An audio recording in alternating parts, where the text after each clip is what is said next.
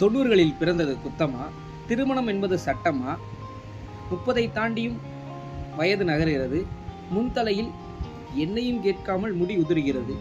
போட்டோவில் முடி நிறைக்கவில்லை. எந்த பெண்ணுக்கும் நிஜம் பிடிக்கவில்லை. மகனுக்கும் சேர்த்து விட்டேன் வீடு, பேரனுக்கும் வாங்கிவிட்டேன் காரு. பெற்றுத்தரும் புண்ணியவதி யாரு? அடியே என் மனதுக்கு பிடித்தவளே, என்னை போல வாலிபத்தை தொடைத்தவளே, கடைசி காலத்தில் வருவதற்கு நீ யமனா இல்லை உமனா? கடைசி கால திருமணம் நல்லதாய் அமைந்தால் காத்து இருந்த பலன் என்போம், இல்லை என்றால் இன்னும் கொஞ்சம்தான் என்று கடந்திடுவோம்.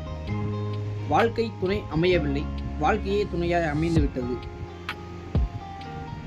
மீதமுள்ள வாழ்க்கையை அனுபவிக்கிறேன், சொந்தங்களின் சொற்களை புறக்கணிக்கின்றேன். இன்னார்க்கு இன்னார் என எழுதி வைத்தான் தேவன் என்று. 90களில் பிறந்தவர்களுக்கு எழுத மறந்து விட்டானா, இல்லை உறங்கி விட்டானா என்ற கேள்வியோடு உங்களிடம் வந்து விடுவவர் உங்களுடன் ராஜ்.